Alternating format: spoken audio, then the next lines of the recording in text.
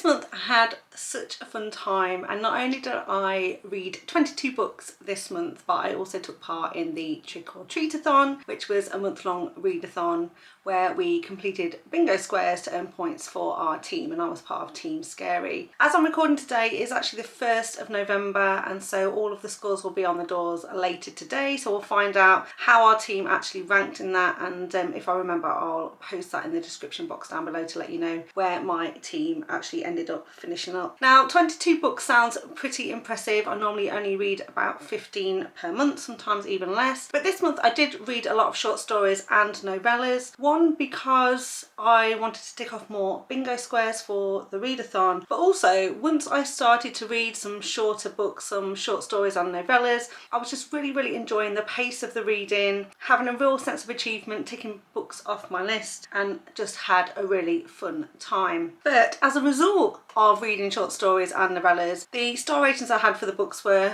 a bit lower than normal, I would say, because sometimes it's always hard to rate the novellas and short stories with higher ratings. However, I did take them in the spirit of which I was reading them, and so my ratings are probably a little bit more generous than they would normally be, but just because of the amount of fun I was actually having this month. So let's get stuck straight in then. 22 books is a lot to cover, and I don't want to be here for hours and hours, and I'm sure you don't either, so I'm going to keep it as quick as possible. And to be honest, a lot of these books don't have a lot of substance, so they won't be too difficult for me to just give you a highlight of exactly what was going on with them. Starting off with the stats as normal then, as I said, it was 22 books this month, which came to 5,226 pages. So in terms of my reading pace, it was roughly the same as normal with 168 pages per day. Then with my star ratings, like I said, I had a few lower ratings than I have done in the last couple of months, and I had 1 2.5 star, 1 3 star, 3 3.5 stars, 14 4 stars, 1 4.5 star, and 2 5-star reads. So I did find 2 5-star reads, so that's also really good. In terms of the subgenres, I had 1 alien romance, 2 contemporaries, 1 cowboy romance, 1 erotic romance, 8 mafia romances, 1 MC, 6 paranormal, and then 2 small town romances as well. And then in terms of the formats, I had 1 ARC, 5 audiobooks, 5 ebooks, 10 Kindle Unlimited, and 1 physical book as well.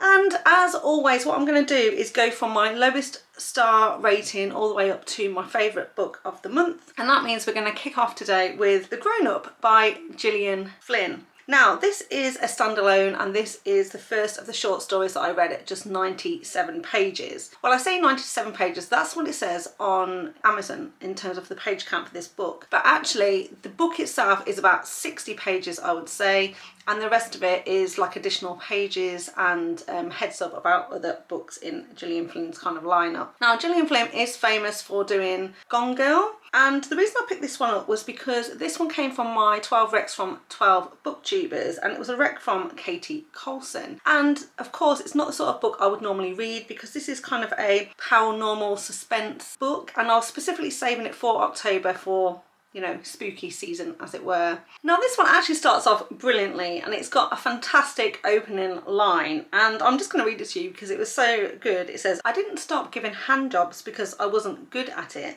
I stopped giving handjobs because I was the best at it." So that is literally the opening line of this book. So like I said, off to a really great start. So this book actually follows a con artist of sorts. It's this woman who's fallen into giving fake psychic readings, and she works at this very interesting place because at the front of the shop it looks like it's kind of a, you know, a fortune telling kind of place, and in the back of the shop they have private rooms where they pleasure men. And so this is where the opening line comes in, because she actually gives handjobs to men who come in to this kind of fortune telling shop. One day this woman called Susan Burke comes into the shop and asks for her help. She's got this house and she believes very much that this house is haunted, and she employs our protagonist to come and help her cleanse the house. Of course, when she goes to this house, she just thinks that the woman who's come to her is a little bit crazy, but as she goes back to the house more and more, and she's going there to cleanse the house, pretending that she's going to wipe it from evil spirits, it just becomes very sinister, because she starts to feel too that this house is is quite oppressive,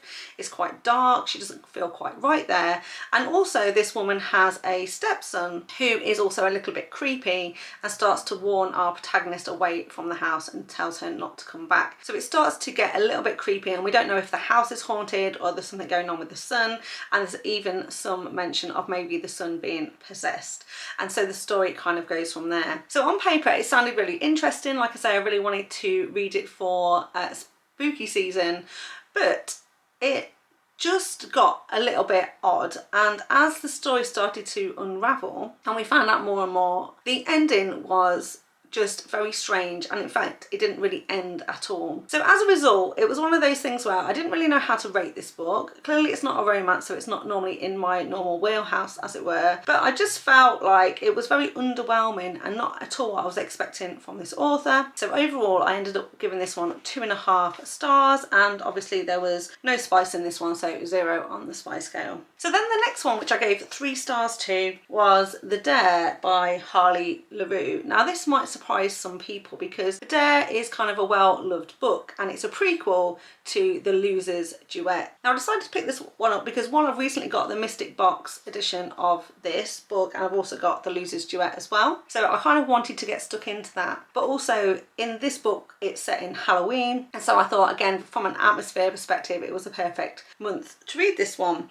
So like I said, this is a prequel to The Losers, and it is just a short novella at 122 pages. We were following Jessica and Manson in this particular story, which essentially is an erotic romance, because the concept of this one is that Manson was bullied at school. He's sort of a bit of a geek, a bit of a nerd, and our heroine in this one was in with the in crowd. She had a very popular boyfriend, and so her friends weren't particularly nice to him or his friends, and so they kind of had this clash at high school. But still there was something between them. So Jessica and Manson kind of had this thing between them even in high school, until one day they actually end up kissing. But her boyfriend finds out about it, and Manson and the boyfriend get into a bit of a fight, and Manson is then expelled from school. And fast forward then to when she's at college. She's now home from college. She gets invited to this Halloween party, and who should be there but Manson. And now Manson is going to take his revenge for what happened in high school, and they enter into this kind of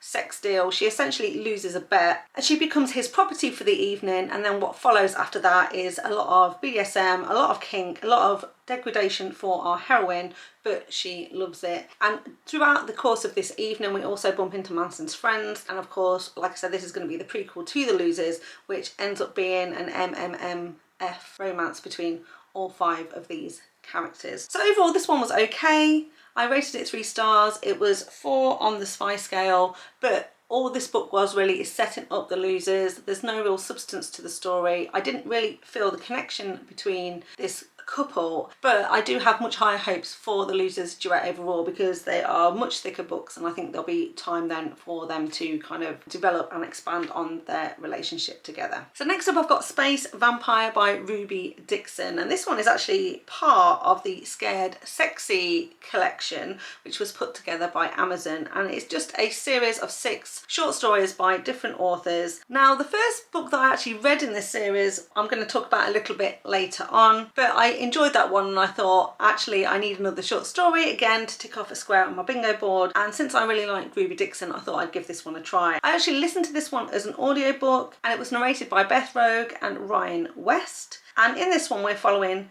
Donna and Vlad. So before I kind of explain what this book is about, I really want to share the content warning with you, because I think it is probably one of the funniest content warnings I have read before, because it says this story contains explicit sexual content, some strong language, violence, enslaved characters, nothing bad happens on page, discussions of gene tampering, and above all a character who drinks blood in space. And so I really thought that that last part was funny, like the in space part, because my trigger warning is I don't like people drinking blood, but if it's in space, is that okay or not okay, or does that make it worse? I wasn't quite sure, but it did make me smile anyway. This is a really super simple concept. So our heroine, who is Dana, has been kidnapped from Earth. The aliens that have kidnapped her believe that she is lesser than them and are treating her very much as a pet. They don't see that she really has any intelligence, so they treat her as a pet, dress her up, that sort of thing. She is on a scientist space station, and what the scientists do there is kind of gene splicing to make these super creatures who can fight in essentially gladiator rings. And so what they've actually done is created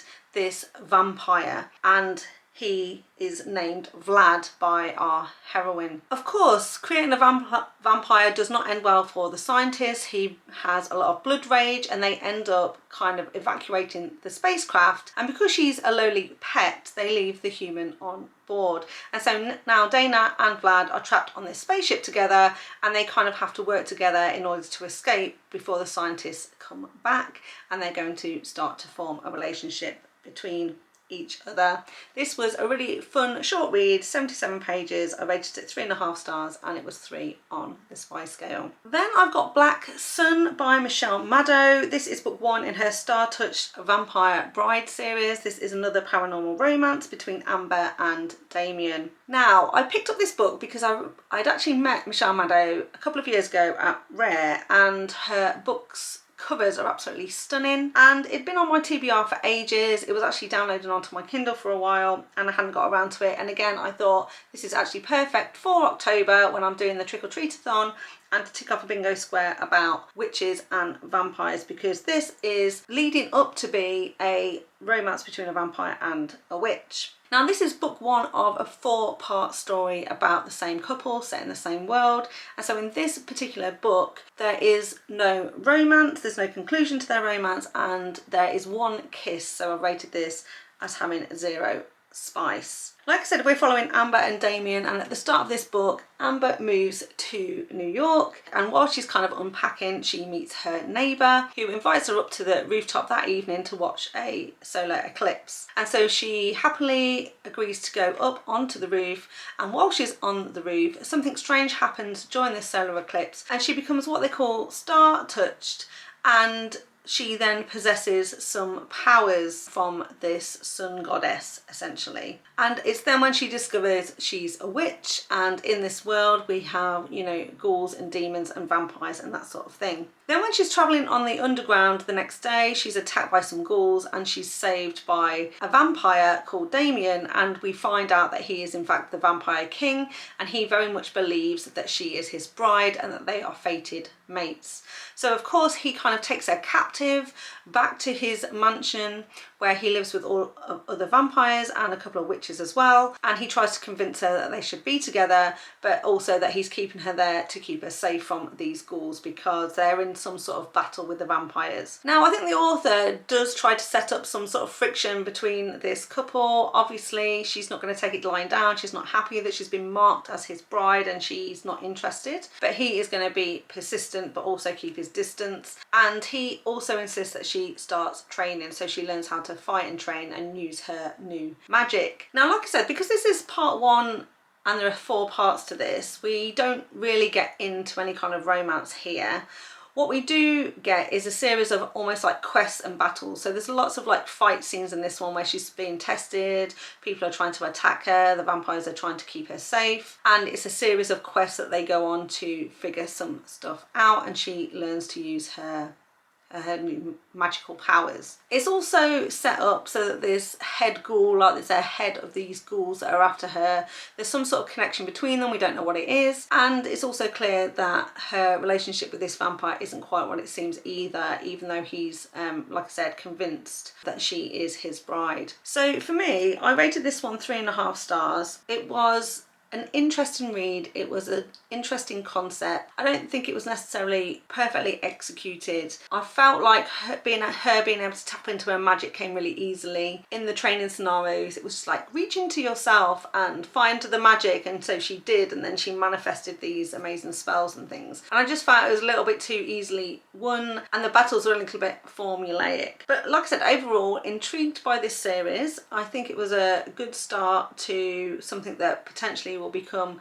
quite an addictive series, and so I would continue in this series if I get the opportunity to. Then another 3.5-star read was Shadow's Seduction by Kresley, which is book 17 in the Immortals After Dark series. If you've watched my videos before, then you'll know that I'm working my way through the Immortals After Dark series, reading 2 books a month as part of the read along I'm doing with Amber from Amber Reads Romance, and we're already up to book 17. I actually think this was the weakest so far, which was a shame because it's the first romance in this series as well, and I think the only one in this series to date. We will follow Mercio, who is a Dacian vampire, and Caspian, who is a death demon, and essentially it's their romance. So we'd seen both Mercio and Caspian in previous stories, and in this one we kind of just get to see what their romance is all about.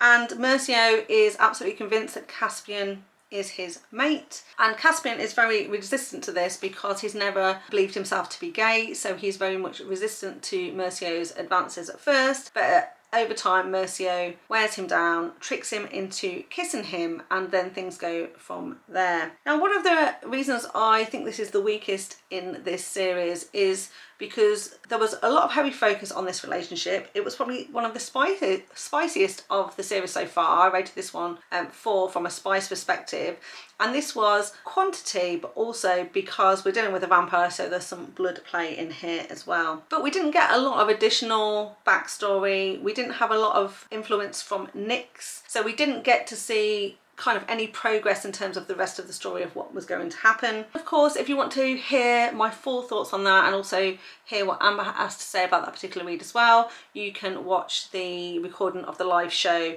because as I'm recording this tonight, we're doing the live show for this book and book 18 in this series, and so that will be available for you to go back and watch if you haven't seen it already, just to get our deep dive thoughts into that particular one. Next up, I've got first of my 4 stars, and the very first one is Kingpin All the Way by Cassie Mint, and this is book 4 in the Very Merry Mob series.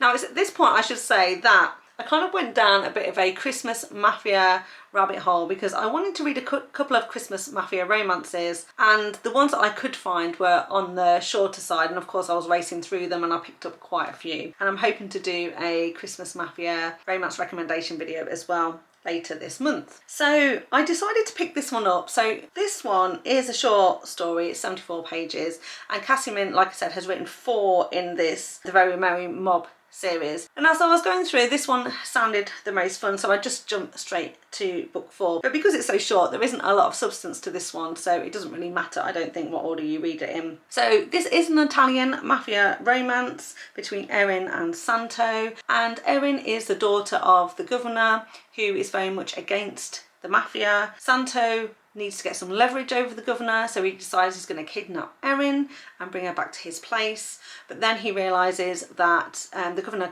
just cares not at all for his daughter, she doesn't care for her dad, and she's only happy to help Santo bring her father down. And in the space of a couple of days, as we go into Christmas, they obviously have their own romance. So this is a super easy, quick, instant love romance, and overall I rated it, like I said, 4 stars, and it was 3 on the spice scale, just because it was a really fun short read. The next 3 I'm going to talk about are all part of the Accidentally Kidnapping series, because I discovered this series because I got an arc from NetGalley for accidentally kidnapping the Mafia boss. And so because it was a Mafia short, it was actually on audiobook as well, I thought I'd pick that one up. But that particular one is actually book 3 in the series, so I'll come back to that later. But I enjoyed it so much, and again I was looking for a couple of short reads, that I ended up picking up books 1 and 2 as well throughout the month. So the first of which is Accidentally Kidnapping the Cowboy by Chloe Maine. As the book suggests, it is a cowboy romance between Zane and Daisy, and again a really short read, 82 pages, super fun, insta love, really fast paced.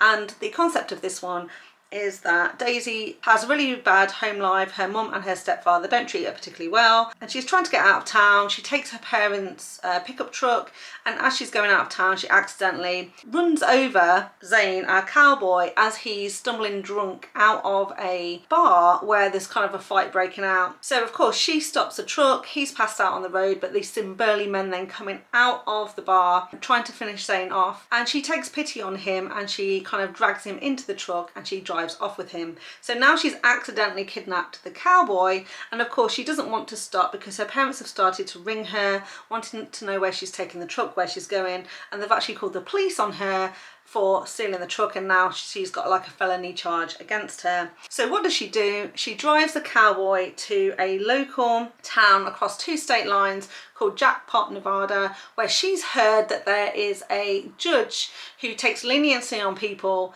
because he is a romantic. And so when Zane wakes up, she basically says to Zane, I need your help. My parents are coming after me. I don't want this felony charge. Be my fake boyfriend so that we can convince this judge to let me off. And Zane says, let's not make it fake. I want you, you're mine, let's be together. And that is the story. Then to book 2 in the Accidentally Kidnapping series, and this is Accidentally Kidnapping the Mountain Man by Alyson Archer.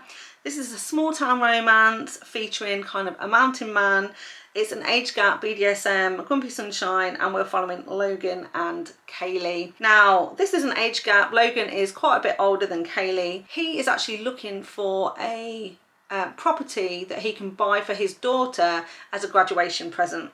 And Kaylee is a brand new real estate agent. In fact, she's kind of a trainee, which Logan takes a shine to her when he first meets her and asks her boss if Kaylee can be the one to show him around all the houses. And of course, he wants to spend more and more time with Kaylee, but he doesn't want to ask her out because of the age gap. And so he keeps refusing or rejecting all of these properties she shows him so that he can keep up the ruse and she can keep showing him around more properties. Of course, Kaylee's boss is not too happy that she can't close the deal and is kind of threatened to sack her if she doesn't get Logan to buy a house. And so she decides to take matters into her own hands by refusing to let Logan out of one of the properties they're in until he agrees to buy something. So she essentially kidnaps this mountain man, holds him hostage until he'll sign some paperwork to say he's going to buy a property. Of course, this plays right into Logan's hands because he is madly in love with her already and basically says, you don't need to kidnap me, but isn't it fortuitous we're now locked in this cabin together? And a storm comes in, so they're unable to leave for 24 hours and they are going to find their way with each other.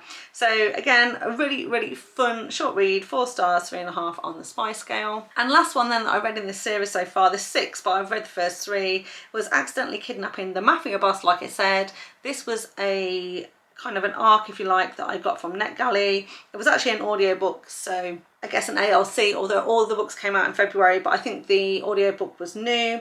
But the interesting thing was that it was actually narrated by Conor Craze and Sarah Hampton Brown, so it was a really fun narrated book. This is actually an Irish mafia romance set in the UK, and we were following Finn and Millie. Now, Finn is head of this Irish mafia, and Millie is the sister of someone who is working for the mafia but is kind of running up a lot of debt, and she's been having to bail him out and help him pay off this debt.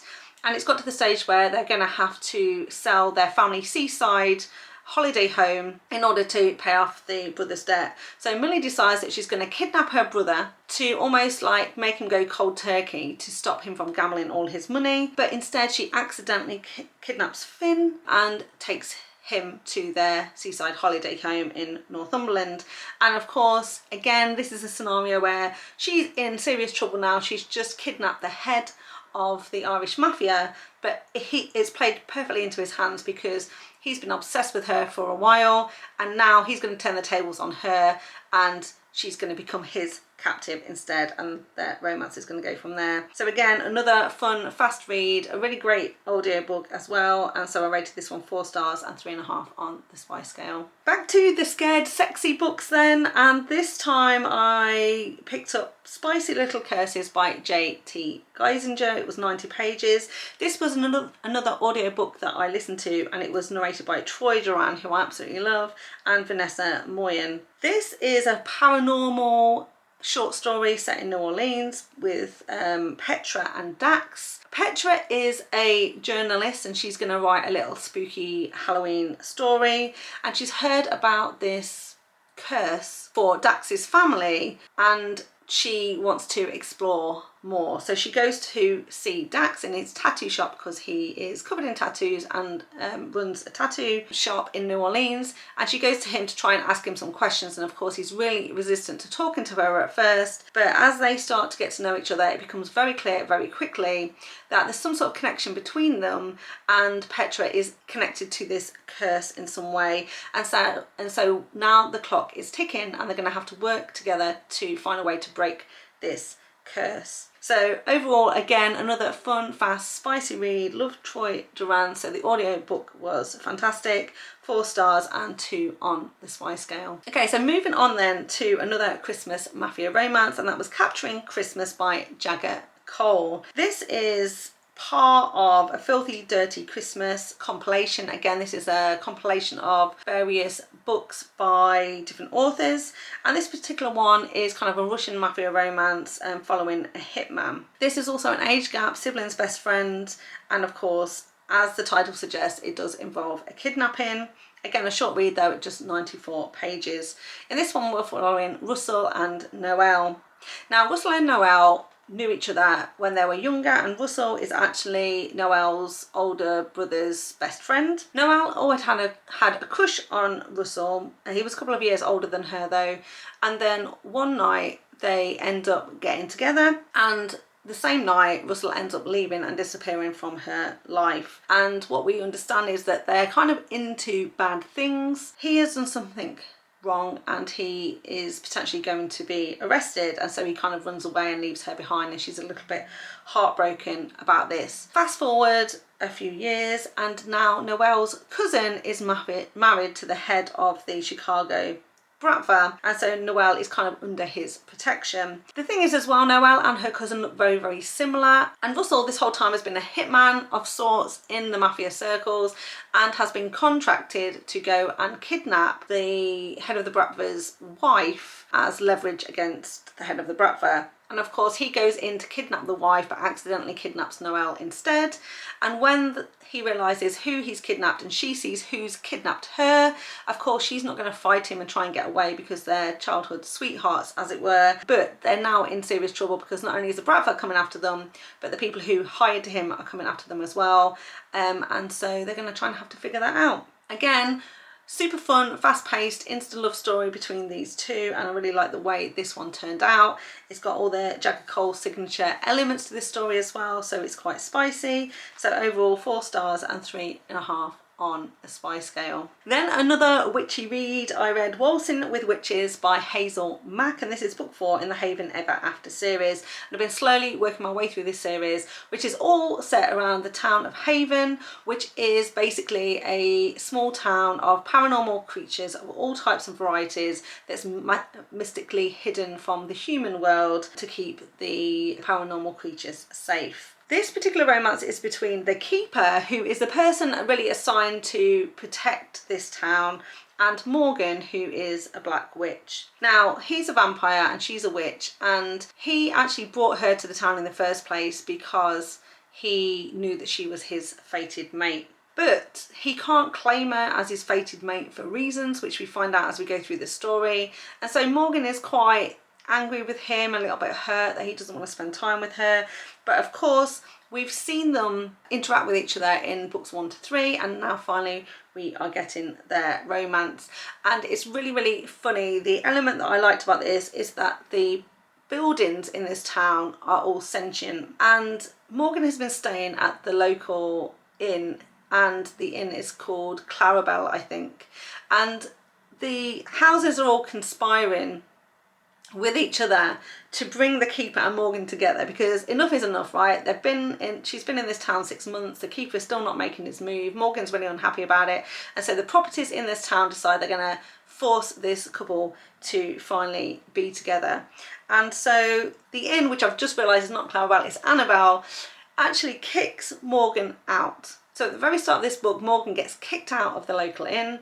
She's got nowhere else to go, so she makes her way to the town hall, where the keeper comes by and basically says, I can't believe it, I'm going to go and speak to the hotel, see if she'll take you back, but in the meantime you come and stay with me in my castle, because yes, he lives in a vampiric castle. But of course, because Morgan is his fated mate, The castle actually belongs to her as well, and the castle welcomes her with open arms. And when she gets there, the poor castle's been a little bit neglected, it's a little bit dusty, he hasn't been keeping it well, and so she sets about, you know, bringing light and love back into this building, cleans it, decorates it, has her friends over and that sort of thing, and the castle absolutely loves her and is a little bit mean to the keeper in return. But ultimately these two are forced into close proximity together, they're going to have to live together, and the keeper is eventually going to have to succumb, and they're going to find their way together. So overall, I really enjoyed this one, 4 stars, and it was 4 on the spice scale, mainly because, again, with a vampire being involved, there's some blood play in here as well. So still going with the 4-star reads, the next one I've got is A Dark Mafia Christmas by Vivy Skies, and this is book 4 in the Ruthless Mafia Kings series. This one is an Irish mafia romance, and it's also a fake engagement kidnapping, and our heroine is witness to a crime. This one is novella length, it's 200 pages, so again another shortish read but with a little bit more substance. And in this one we're following Emmett and Mary. So this starts off where Emmett actually is in New York. He's got a legitimate business, which is a bit of a front for this Irish mafia. And so he's the CEO. And this starts with the Christmas party in the office. And we learn that Mary actually works in the IT department. She's very unassuming. She likes to keep herself to herself, doesn't really like to be noticed. But Emmett notices Mary at this Christmas party. Mary, again, doesn't really like to be sociable, so she ends up making her way to the rooftop for a bit of peace and quiet. But when she gets up there, she's in the wrong place at the wrong time, because she witnesses someone being pushed off the top of this building and obviously plummets to their unaliving. And Emmett happens to also be on the building. He's not the one that's done it, but he's there, and he knows that Mary's going to be in serious trouble if people think she's witness to this crime. So Emmett kind of grabs her and then does a fake kiss, so that the person who's actually done this crime will think that, 1, she hasn't seen anything, but 2, that she's with Emmett. But Emmett knows that she's potentially in more danger, so he pretends that they are actually together and that she is his fiancée. And they continue this ruse because he's got to go back to Ireland to see his family for Christmas, and so he says, you better come with me, we got to keep this ruse going just to keep you safe, but once the holidays are over and we're back to business, then, you know, I'm sure it'll all blow over and things will be fine. And of course now Emmett and Mary travel to Ireland together, and she spends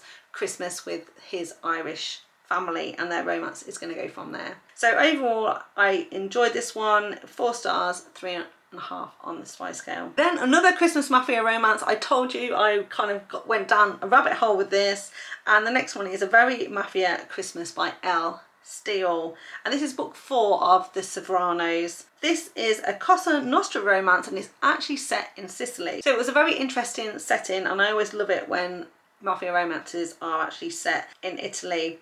In this one we're following Aurora and Christian. Now Aurora is the daughter of the family doctor, and she's also training to be a doctor herself, but she doesn't want to be part of the mafia world, and so she's gone to train to be a doctor in London to get herself away from the mafia.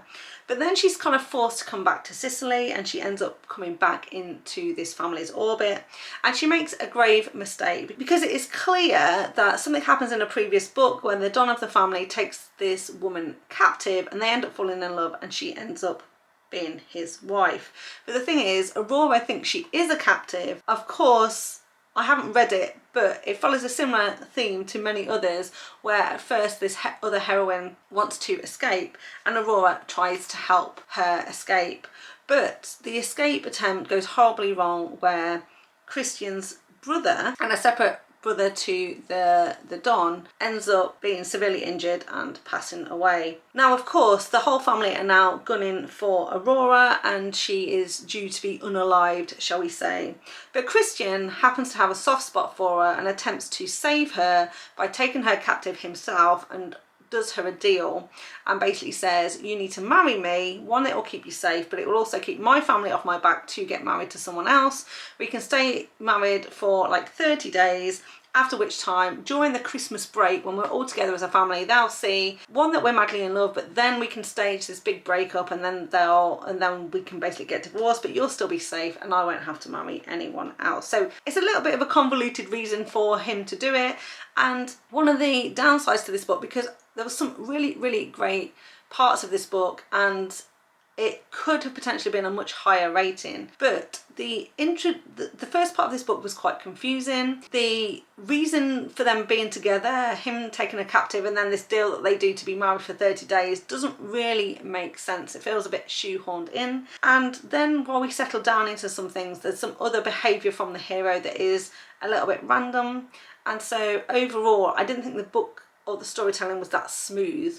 However, there were enough parts of this book that were good, that I really enjoyed, that meant that it was still a 4-star rating. But anyway, she is going to agree to marry him, and like I said, she ends up then having to go away to the family cabin near to a ski resort, and it's got a very festive, snowy kind of feel. While they're there, they end up going on a scavenger hunt. They walk too far away from the cabin.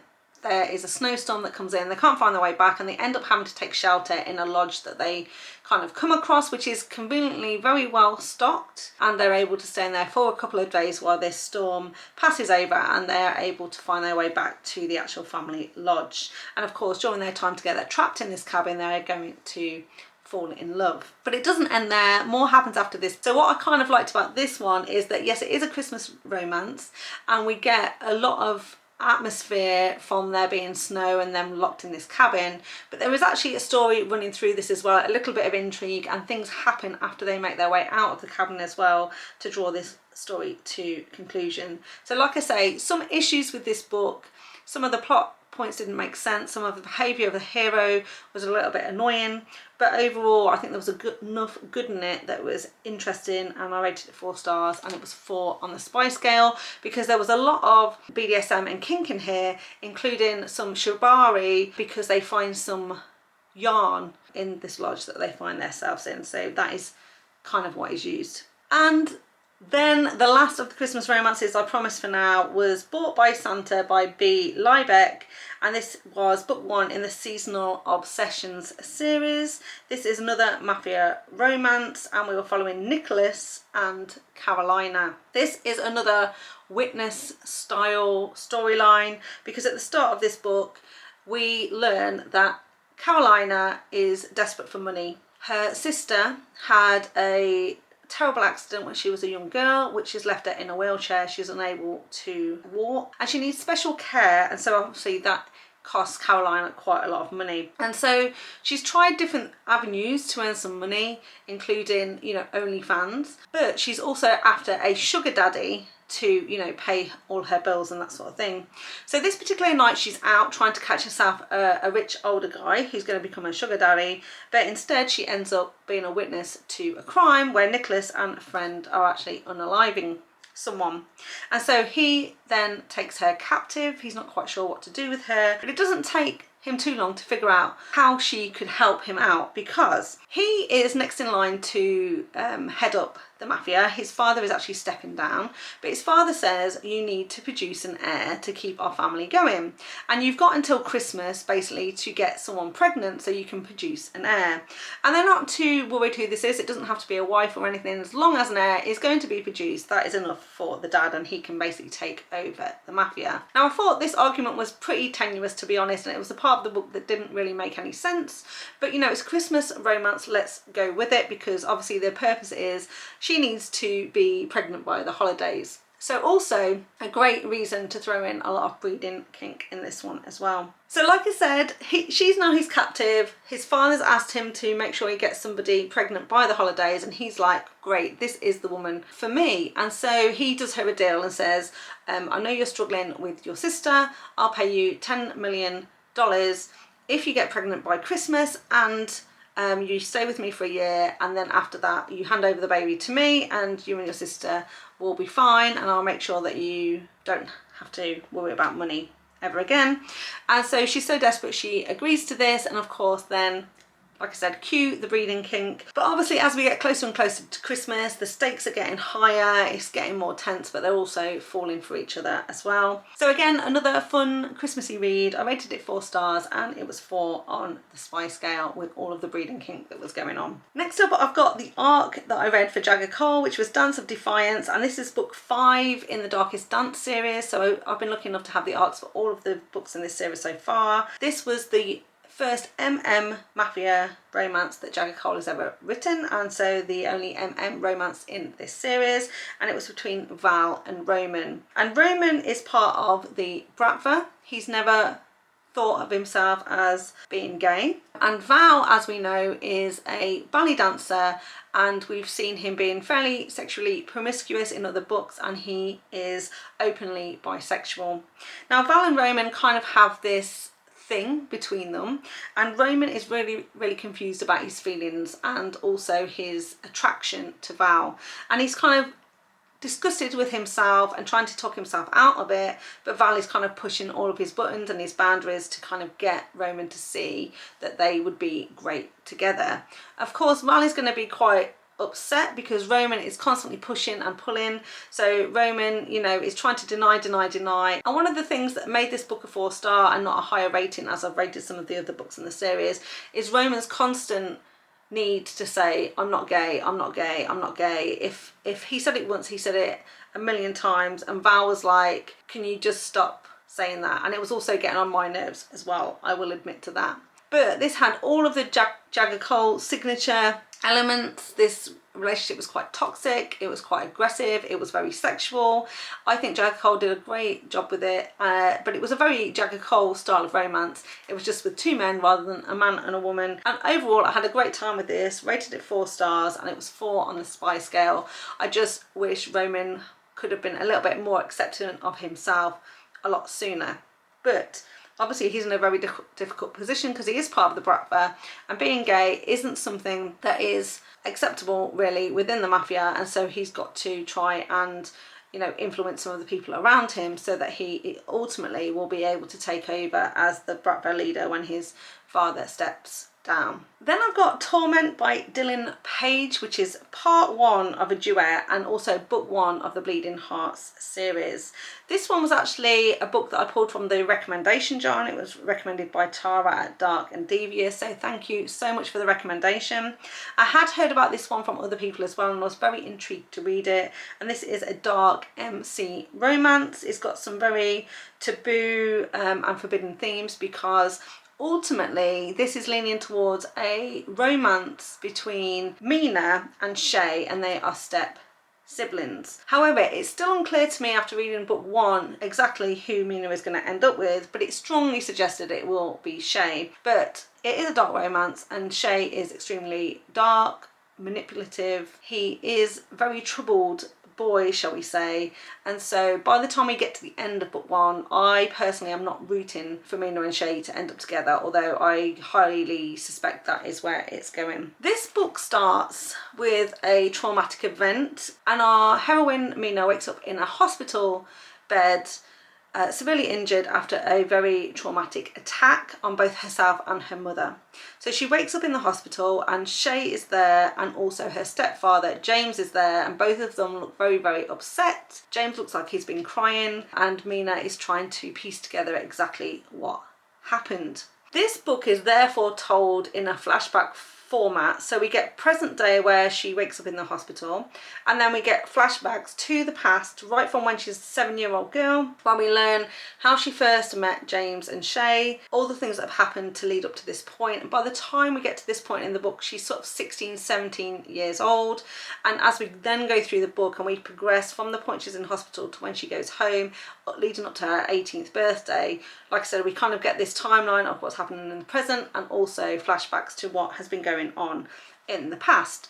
And what we learn is that her father passed away, and her mother ends up meeting James and falling in love with James, and she gets engaged to James. Then she finds out that James is actually part of an MC and he's not a great guy, and her mother attempts to leave James, but James does not let the mother get away, and so now she's stuck in this relationship with James, and it appears very much that James does love Mina's mother, but equally, you know, he cheats on her with the club women, shall we say, and, you know, isn't always there for her because the club takes priority and he's always away on club business and that sort of thing. And so her mother then starts to spiral. She starts to drink too much, she becomes an alcoholic, she becomes not very dependable, not a great mother to Mina, and ends up just being very, very kind of vacant and distant, and spends most of her daylight hours in bed before she goes out to get drunk again. So it's not a great place for Mina and her mother. Mina, on the other hand, though, is a naive, sweet, innocent young girl at the age of 7, which is when she first meets James and Shay, because Shay is James's son. He's about 7 years older than Mina. He's a very troubled child. Obviously, he's part of the MC. He is, you know, learning the skills he needs to do that job, shall we say. And ultimately, he is training to be the club enforcer, and so does some very difficult tasks for the MC. As a result, he's quite traumatized. He's a very troubled individual, and when he first meets Mina, she's this bright light in his world. She's so full of innocence and joy, and she has no idea who he is, and she really latches onto Shay, and Shay really takes her for granted, in the sense that they form this really special bond, but Shay becomes ultimately reliant on Mina. And so as the years progress and he goes down this darker and darker hole, he starts to rely more and more on Mina to bring him back to the light, to kind of like bring him round or stop him being anxious when bad things happen.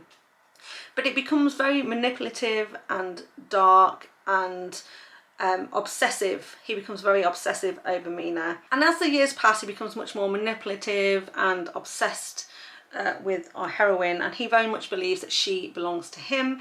And it's very clear that he has romantic interests in Mina, but she stays completely naive and innocent, really doesn't see what's going on, and the mother knows what's going on, but it also becomes clear that the mother just can't deal with this situation. And it's also unclear how much she's being manipulated by James and Shay herself, and if they are the ones that are causing her to, you know, be very absent in her life. Meanwhile, Mina has a secret friend, because there's another person called Keenan. He's part of a rival MC, and they had an encounter when she was young, but since then they've kind of had this connection, and they've started to write to each other in secret, and they kind of have secret meetings when they can as well. And she's very much developed this crush on Keenan, and they form this very close friendship. And Keenan's always said to her, you know, if things get too bad, you can always count on me. I'll get you out. I'll make sure that you're safe. And like I said, she's developed feelings for Keenan. And as we continue to see these flashbacks of what happens in the past and in the future, and we get into the present time, Shay is really starting to try and make his move and manipulate Mina into being his woman. Of course, she is shocked by this. She only thinks of him as a stepbrother, although she does have confusing sexual feelings about him, but ultimately Keenan is the one that she really wants. And when Shay suspects that she might have somebody else, he again manipulates her and threatens her that he will kill anyone who dares to touch her. By the time we get to the end of this first part of this duet, we learn exactly what happened during the night of her attack, and I wouldn't say it's this dramatic cliffhanger, but definitely we get up to the point where all the flashbacks have caught up to present time, and now Shay is definitely put Mina in a very difficult position, because he's pretty much forcing her to stay and she's not allowed to leave. So honestly, I didn't really know how to rate this book. It feels very unfinished, which obviously is part, you know, we need to read part 2 of the duet as well, but I also don't massively feel compelled to read it. As it currently sits, I really don't like Shay at all. I don't want Mina to end up with Shay, so I don't particularly want to see their HEA. I'm assuming that is what it does happen though, but I'm not really sure at this stage how Shay's going to win me over. And like I say, so I'm in no rush to read part 2, although I'm very intrigued to see what happens, not only to Shay and Mina, but also what happens to Keenan as well. So I'll keep you posted if I finally pick up that second part. Next up, I've got Escorted by Claire Kent, which is a standalone, and we're following Laurie and Ander. Now this is very much a sex deal, transactional kind of romance, because Ander is a sex worker and Laurie is still a virgin. She's in her late 20s and she just kind of wants to get rid of her virginity, and so she hires Ander to be the one who's going to teach her all about sex and take her virginity from her. And so this is kind of how their romance starts. And at first it is very transactional.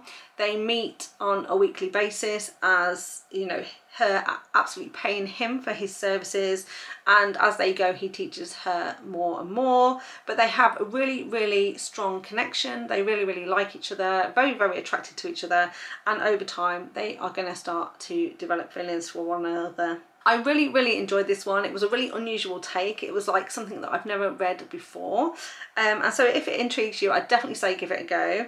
Again, it was one of those I wasn't quite sure how to rate because it was so unusual, and there was moments in the book that felt quite awkward, but also a great romance between this couple and how they managed to end up together. So overall I rated this one 4 stars, but it was definitely on the higher end of the 4-star reads for me, and it was 4 on the spice scale. They're very experimental. Then we've got Unconditional by QB Tyler, which was the last book that I read in October, and I listened to this one as an audiobook. It was narrated by Christian Fox and Addison Barnes. In this one we're following Cal and Maddie, and this is very much an age gap taboo story between a guardian and a girl who is essentially his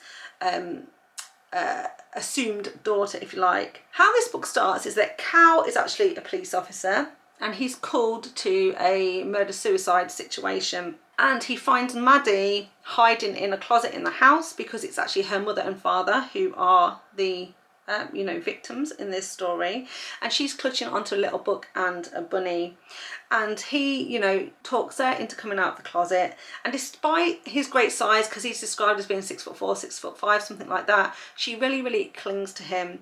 And when he tries to hand her off to a female police officer, which is kind of like protocol when they find a little girl in that kind of situation, she doesn't want anything to do with a female police officer, and she really very much clings to him. And so she goes to stay with him the first night after rescue, and then ultimately he ends up looking after her on a permanent basis as her guardian, but he never adopts her and she never calls him dad. But still there is an implied relationship here that is kind of, he's very much her father figure. As she grows up, he is totally committed to looking after her and raising her, making sure that she has the best life, and as a result he's not really dated many women. And as she gets older and she kind of hits puberty and she starts to get, you know, physical sexual feelings, she really starts to have a crush on Cal, but it very much becomes more than that, and she is absolutely connected to him. It's like they're fated mates, it's like they're soulmates, and they're meant to be together,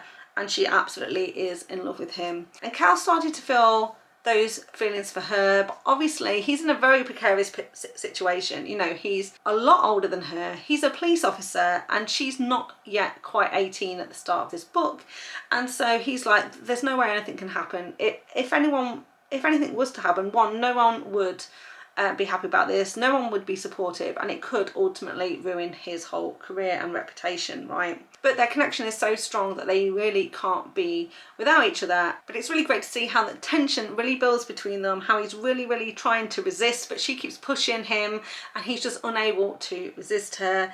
And then of course we're going to have to deal with the fallout when his family find out what's going on, and majority of them are not going to be supportive and very much believe that he is you know, a bad person, that he's manipulated her, and that she's a young girl that doesn't know her own thoughts. But because we're inside their minds, we understand his emotions are completely pure. Although this is a very taboo situation, it's clear how much they love each other, and this is a genuine love without any kind of manipulation or grooming going on with this at all. So I really did enjoy this one. Rated at 4 stars, 3.5 on the spice scale, and the only reason I didn't rate it any higher was just because of the third act conflict, which just seemed completely out of place for this story, and in my opinion was unnecessary. Okay, on to the 4.5 star read that I had this month, which was Crazy in Love by Emilia Flynn, and it's book 2 in the Love and War series. This is a small town romance between Fox Tatum and Chris Watkins. Chris owns the local MMA fighter gym and trains MMA fighters, and he's also the twin brother of Tommy Watkins, who was a hero from book 1.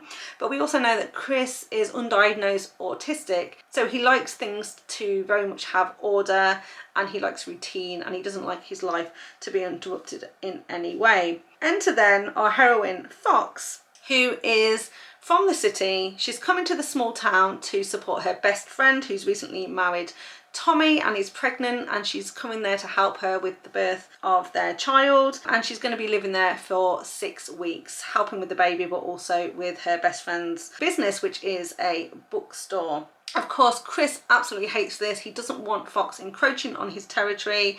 He's absolutely scared to death. He's going to convince his new sister-in-law to move back to New York, and he's going to miss out not only on his nephew but also on his new niece or nephew as well that is about to be born. And so he goes out of his way to make Fox's life a bit of a misery, tries to convince her to leave town, that she's not needed there, but of course Fox is going to dig her heels in and make sure that she stays and does what she's there to do. Because of his autism, Fox presses all of the wrong buttons and really gets Chris angry, because even the fact that she will use his fork for dinner and he's like, but that's my fork, and she's like, use another fork, there's loads of other forks, but he's like, no, I need my fork, but she doesn't give in to him. And so there is a lot of push and pull between them, but their chemistry is electric, their tension between them is absolutely fantastic, and of course the animosity between them is going to boil over until eventually they're going to bang it out. And that is one of the reasons this book lost half a star. It was on track to be a 5-star read, absolutely. Loved the characters, loved the world building, love everything about this story, but I just thought the spice of this one was completely over the top. So I rated it 4.5 stars. It was 4 on the spice scale. And normally I love spice, right? So it's funny that I've kind of deducted half a point for this. But when they finally did bang it out, it was kind of like very intense sexual situation, but it felt very frenetic. It didn't particularly feel sexy to me. It was just a lot of activity and moving from this position to that position, being quite aggressive, not in a horrible kind of way, but almost like just, you know, like I say, really banging this one out.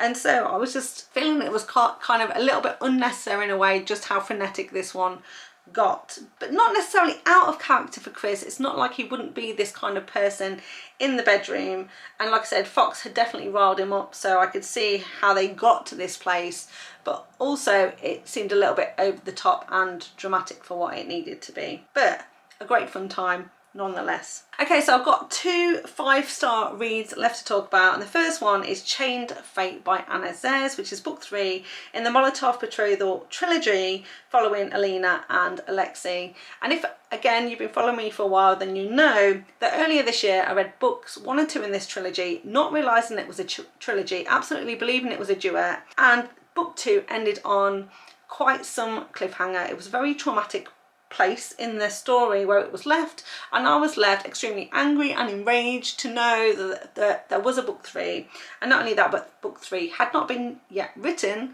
and was not yet available for me to read. And so of course when I heard that Chained Fate was coming out, which was going to conclude this trilogy, I jumped at the chance to read this one, and I absolutely loved it. It was everything I wanted for this couple to conclude their romance. So overall, this trilogy is a Russian mafia romance. It's quite angsty, and it's a captor-captive situation.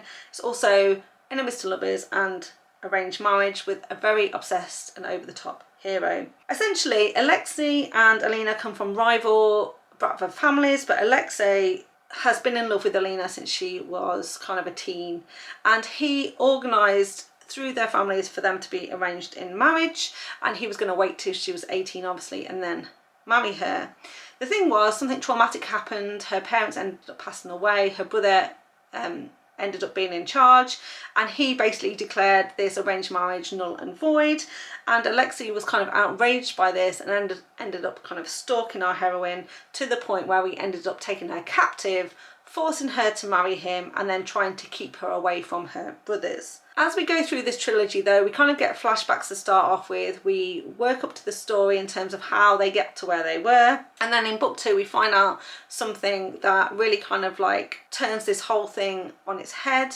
It really changes the course of their relationship, and what we find out really is quite devastating for this couple. And so by the time we go into book 3, which is what I've recently read, is them figuring out what they're going to do about what they've just learned and how they are ultimately going to be together. So I've been quite vague on that because if you haven't read it, I don't want to spoil it and give it away, so I can't tell you too much about what happens in this third book, but needless to say, it was everything I was hoping for and really was a great ending to this trilogy. Finally then, we've got Wicked Abyss by Kresley Cole, which is book 18 in the Immortals After Dark series, and the last couple of books we've read in this series have been pretty good. There's been a couple of books that are really high up there in the ratings, but I very much think this is my absolute favourite one so far, and I finally rated one of Kresley Cole's books 5 stars, and it was 3.5 on the spy scale. This particular one obviously is a paranormal romance. It was between Abyssian Infernus, who is the king of Pandemonia, so he's like a king of the demons basically, he rules hell, and then we have Liliana, also known as Lila, who is a Sylvan princess and also reincarnated. Now what we learn is that these two are fated mates, or as far as Abyssian is concerned, Lila is his fated mate, and 10,000 years prior he actually met you know, a previous incarnation of Lila, absolutely fell in love, believed she was the one for him, wanted to be together, but she very much turned her nose up at this demon because she was a Sylvan princess and she didn't want anything to do with him, and he was kind of betrayed by her, and she absolutely broke his heart. And not long after this incident, she ends up passing away in childbirth. And so he has been filled with kind of rage and vengeful thoughts for 10,000 years, and he's been waiting all this time for her to be reincarnated, and she has been, and now she's reincarnated in the body of Lila, who also happens to be a Sylvan princess. And so of course he is absolutely going to take his revenge. He's not interested in trying to form a relationship with her. He just wants to put what happened to bed and punish her basically for what she did to him. But he's going to take her captive, bring her back to Pandemonium with him, and this ends up being a very Beauty and the Beast style story, and I think this is probably why it's my favourite one in this series, because the vibes are all Beauty and the Beast. There is an enchanted kind of castle where they live. There are obviously, they're in hell, so there's kind of lots of like demons and creatures and hellhounds and hell cats and that sort of thing, but she kind of befriends them all. So these very scary things like sea serpents and stuff that other people should be afraid of, and you would be afraid of, she kind of like befriends them. And while he kind of locks her in this tower and forces her to do like chores and things, she ultimately learns to speak to the animals, as it were, and wins over the hearts and minds of not only the castle where they are, but also the creatures in the kingdom as well. And of course they are fated mates, so technically she is the queen of Pandemonia, and she learns how to manipulate the world for her own means.